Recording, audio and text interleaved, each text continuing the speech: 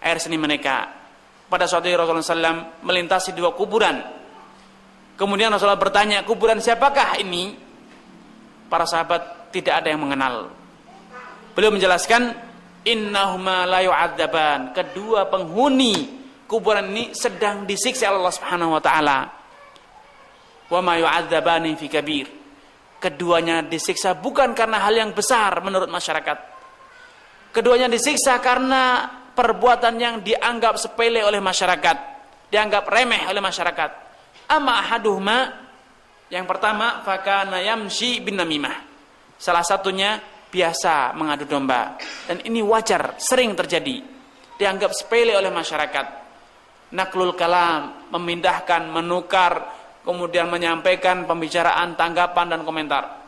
Dan yang kedua, wa amal akhar, adapun orang yang kedua, fakana la yastanzihu min baulihi. Orang yang kedua itu tidak membersihkan dirinya atau tidak menjaga dirinya dari air seninya sendiri. Dari hadis ini para fuqaha menyimpulkan banyak hal. Di antaranya ialah hendaknya tatkala kita buang hajat kita tidak, atau air seni terutama, tidak membuang air seni ketika angin sedang berhembus, karena ini rentan menjadikan air seninya kembali kepada diri kita. Berdasarkan hadis ini pula para fuqaha mengatakan kita juga dimakruhkan buang air seni di tempat yang keras. Dan kita dianjurkan untuk buang air seni di tempat yang lembek, di tempat yang berdebu, atau di tempat yang ada airnya, sehingga tatkala air seni mengucur tidak memantul atau memercik kembali kepada kita. Beda halnya bila kita buang air seninya di tempat yang keras, sehingga sekedar airnya mengucur pasti akan kembali memancar kepada kita sendiri, sehingga rentan untuk terkena najis. Na'udzubillah. Di antara adab buang hajat yang tidak disebutkan oleh Syekh Abu Suja ialah sebelum buang hajat hendaknya kita mempersiapkan air atau benda yang akan kita gunakan untuk istinja atau istijmar. Oleh karena itu dahulu Rasulullah SAW setiap kali buang hajat, beliau meminta kepada sahabatnya untuk menyiapkan air atau menyiapkan hijarah, bebatuan yang akan digunakan untuk istijmar. Sebagaimana diriwayatkan Abu Hurairah bahwa Rasulullah SAW pada suatu hari keluar hendak buang hajat, dan beliau pun mengikuti, membuntuti Rasulullah SAW. Tatkala Rasulullah SAW telah tiba di tempat yang hendak digunakan untuk buang hajat, beliau memerintahkan Abu Hurairah, ibghini, kata Abu Rasulullah, datanglah untukku, carikanlah untukku hijaran, bebatuan. Maka Abu Hurairah pun mencarikan bebatuan untuk Rasulullah SAW. Dan pada hadis Abdullah bin Mas'ud, Rasulullah pun melakukan hal yang sama. Kata Abdullah bin Mas'ud, fa'amarani an atiyahu bi thalathati ahjar. Beliau memerintahkanku untuk mendatangkan 3 bebatuan. Fa'ataituhu bihajaraini wa rawthah. Namun karena sulitnya mencari bebatuan di tempat itu, kata Abdullah bin Mas'ud, aku hanya mendatangkan 2 batu dan sepotong kotoran hewan yang telah kering. Fa akhadhal hajaraini wa alqarrawthah. Maka Rasulullah SAW memungut 2 bebatuan dan membuang bongkahan kotoran hewan yang telah kering tersebut. Dan beliau mengatakan, innahu ridsun atau riksun. Sesungguhnya kotoran ini adalah kotoran yang najis. Karena di riwayat lain disebutkan ternyata yang dipungut oleh Abdul Mas'ud adalah kotoran himar. Kotoran himar, dan himar itu kotorannya najis. Di antara adab qadha'ul hajah ikhwan wa hibah yang tidak disebutkan oleh Syekh Abu Suja ialah sebelum kita buang hajat, sebelum kita memasuki tempat kita buang hajat, kita mengucapkan doa bismillah, Allahumma inni a'udzubika minal khubuthi wal khaba'ith. Rasulullah SAW dalam beberapa riwayat menyatakan satru ma baina aurati bani Adam idza ata ahadukumul khala'an yaqula bismillah, atau dzikrusmallah, penghalang pandangan jin dari aurat anak manusia, anak Adam, ketika ia datang ke ghaid, tempat buang hajat, ialah dengan menyebut nama Allah Subhanahu wa taala. Karenanya para fuqaha sepakat bahwasanya membaca basmalah mengucapkan bismillah sebelum buang hajat itu adalah hukumnya sunnah. Dengan demikian diharapkan dengan membaca ini kita terhindar dari godaan dan gangguan setan, ulah tangan setan. Dan telah terbukti orang yang banyak keluhan dengan qada'ul hajah, ketika qada'ul hajah yang alasan sembelitkah atau yang sering terkena waswasah atau yang berbagai macam gangguan, itu biasanya adalah orang yang ketika buang hajat tidak membaca basmalah. Itu terbukti seperti itu. Mereka adalah biasanya orang-orang yang tidak membaca basmalah ketika buang hajat. Dan apalagi sampai berdoa memohon perlindungan kepada Allah Subhanahu wa taala dari godaan dan gangguan al-khubuthi wal khaba'ith, dari gangguan laki-laki jin dan wanita jin. Ini di antara adab ketika buang hajat, yaitu membaca bismillah, Allahumma inni a'udzubika minal khubuthi atau minal khubthi wal khaba'ith. Dua qiraat, dua riwayat, dan duanya sama-sama benar. Kemudian di antara qada'ul hajah atau adab qada'ul hajah ialah tidak qada'ul hajah dengan cara berdiri semaksimal mungkin, kecuali kalau ada hajah, ada keperluan. Karena Aisyah radhiyallahu taala anha mengatakan, barang siapa yang mengatakan kepada kalian, menceritakan kepada kalian bahwa Rasulullah SAW buang hajat sambil berdiri, fala tusaddiquh, jangan percaya. Ini menunjukkan bahwasanya dahulu kebiasaan Rasulullah SAW ketika buang hajat biasanya adalah dengan cara jongkok dan tidak berdiri.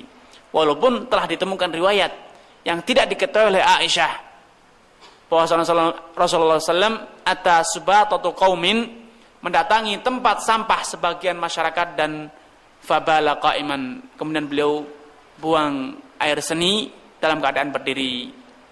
Ini kejadian yang nadir, kejadian yang jarang dilakukan oleh Rasulullah SAW. Namun biasa yang budaya, tradisi yang beliau lakukan adalah ketika buang hajat, buang air seni, beliau dalam keadaan jongkok dan bukan dalam keadaan berdiri. Kemudian di antara adab buang hajat, di antara etika yang diajarkan dalam syarak, dalam dinul Islam, ketika buang hajat ialah ketika kita keluar selesai dari buang hajat kita mengucapkan ghufranaka. Asy-Syaikh Ibnu Utsaimin rahimahullah taala mengatakan syariat mengucapkan ghufranaka ketika buang hajat ini adalah syariat yang betul-betul indah. Betapa tidak? Tatkala kita telah berhasil selesai dari membersihkan, membebaskan diri dari kotoran yang hissiyah, kotoran yang lahir, kita disyariatkan untuk mengucapkan, memohon kepada Allah Subhanahu wa taala agar dibersihkan dari kotoran yang maknawi. Karena antum bisa bayangkan, andai kotoran yang hissi ini tertahan, antum tidak bisa buang air seni, tidak bisa buang hajat, tentu tertahannya kotoran yang hissi yang lahir ini akan menjadikan antum sakit, menjadikan antum sengsara, menjadikan antum menderita. Apalagi bila kotoran yang maknawi, yaitu dzunub wal atham, dosa dan perbuatan maksiat, perbuatan khilaf, tentu akan lebih menjadikan antum sengsara, menderita dan sakit. Bukan hanya sakit batin, namun juga sakit raga. Karenanya tepat sekali setelah kita berhasil mendapatkan nikmat berupa terbebas dari najis yang hissi, najis yang lahir, kita disyariatkan, dianjurkan, diingatkan untuk segera meminta kepada Allah agar dibebaskan, disucikan, dibersihkan dari apa? Najis yang maknawi. Dari najis yang maknawi itu dosa, nifaq, kekufuran. Subhanallah. Ini semuanya, syariat-syariat ini, adab-adab ini betul-betul membuktikan bahwasanya dinul Islam adalah dinun yang kamil. Islam telah mengajarkan sebegitu rupa tentang qada'ul hajah, banyak sekali. Kita telah menyebutkan lebih dari 10 adab. Dan semuanya bila kita renungkan itu betul-betul bukti yang nyata bahwasanya din Islam adalah din yang kamil dan itu turun dari Allah Subhanahu wa taala.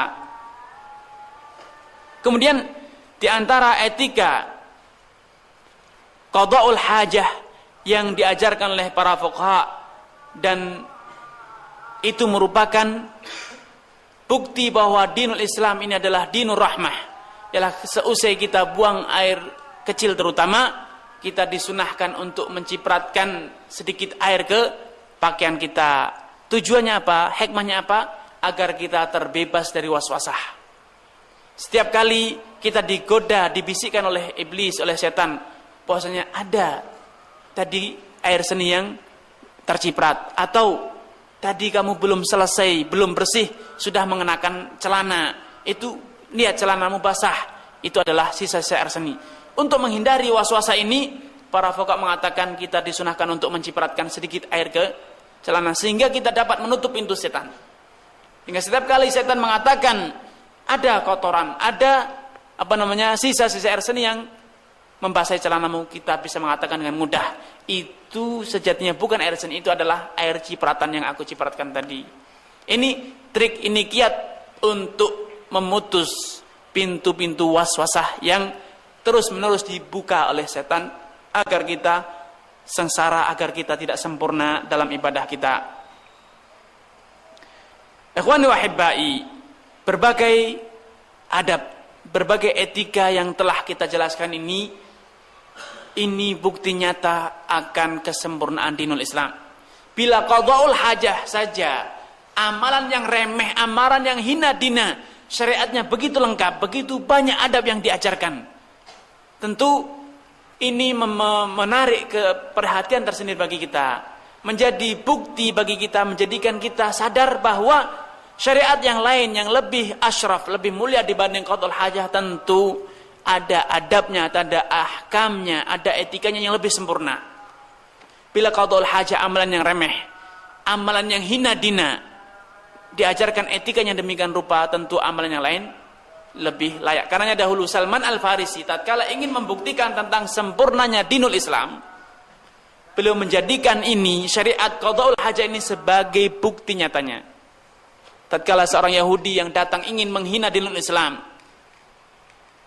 mengatakan laqad 'allamakum nabiyukum kulla syai', nabimu ini usil banget, semua urusan diurus. Ini omongan orang Yahudi. Maka Salman Al-Farisi mengatakan justru itu adalah bukti dari kamalus syariah.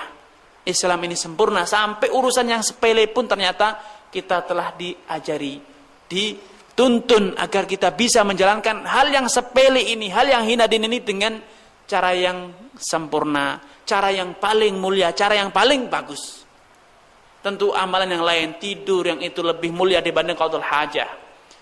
Menikah, berdagang, bernegara, bermasyarakat tentu lebih layak untuk diajari etika-etika yang lebih sempurna, lebih banyak daripada adab ketika kita buang hajat. Subhanallah.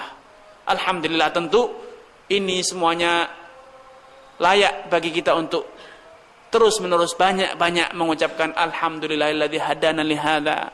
Segala puji kepada Allah Subhanahu wa taala yang telah menunjuki kita untuk bisa mengenal dinul Islam, sehingga adab yang mulia, adab yang rafi'ah ini bisa kita pelajari, bisa kita amalkan dan bisa kita terapkan. Dengan demikian semakin sempurnalah akhlak seorang muslim, semakin sempurnalah etika seorang muslim, bukan hanya dengan dirinya sendiri namun dengan semua orang. Sehingga tidaklah ada seorang muslim yang benar-benar mengindahkan dinnya, menjalankan syariatnya, kecuali dialah menjadi orang yang paling mulia, orang yang paling syarif, paling terhormat, orang yang paling berguna dan bermanfaat bagi masyarakat. Dan tidak akan ada sedikit pun dari ulahnya, ucapannya yang dapat meresahkan orang lain. Wallahu ta'ala a'lam.